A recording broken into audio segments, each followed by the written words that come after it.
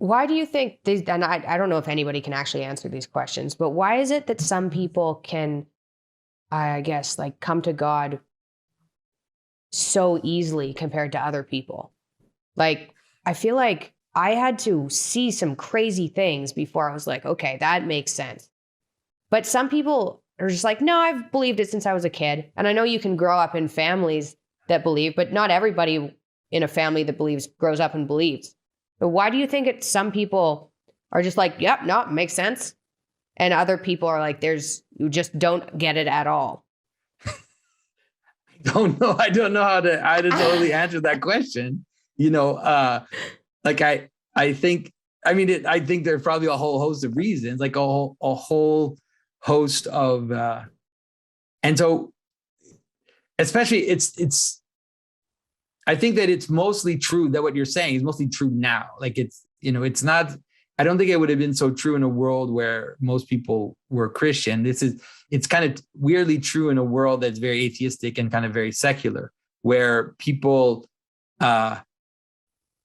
somehow think that they're living outside of this pattern that we described, but they're wrong, right? And they think that they're living outside of it. In a more normal world, people would always know that they're kind of inside this giant, let's say, pattern that's moving up towards the infinite. But for us, we tend to think that we can live outside it, and so I think that it is also like a manifest. It has something to do with the modern world. It has something to do with our kind of secular world but I think that world is ending really fast. By the way, I think so too. Yeah. Like we're on a cusp of like major transformations in terms of how the religious is pouring back into reality. And and it's something that I intuited a while ago. And to be honest, like I intuited that your dad was going to participate in that. And so despite not being a particularly religious person himself, like it's pretty much playing itself out. But it's also playing itself out for ill. Like it's not only for good. There's a lot of the religious things seeping back in that are pretty dark. And so you can see like in a lot of the COVID stuff, there's a lot of religiosity in the way that people deal with COVID, in the way that people deal with woke culture. It's becoming more and more religious in its instantiations. And so I would say like re-enchantment is kind of happening for the dark and the light part of it. So hopefully we can participate in the light part of it. Yeah. Wow.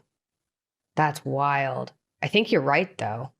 I mean, if you intuited that like around you, notice that all of a sudden all these people are suddenly people who never could have even thought about God or religion or prayer. And all of a sudden it's possible.